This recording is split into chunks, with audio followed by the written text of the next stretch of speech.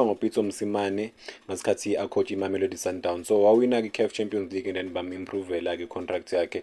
So ngenyanga kuMamelodi Sundowns ngasikhathi ahamba wayehola 1.5 million. Cabanga 1.5 million plus nama signing on fee signing on fee nama bonuses mabawina ama match nama games. Kusho ukuthi uPitso Mosimane nje ngonyaka kuMamelodi Sundowns wayenza around 25 million. But ke at the peak of pandemic Al Ahly came knocking and then ke washima Mamelodi Sundowns ojoina ke team, the biggest team eAfrica bayibiza ngokuthi Al Ahly, abanye bathi Al Ahly, kuya ngakuthi pronounce kanjani. Bamnika ama millions amaningi nakhona yabo, imali eningi ngempela.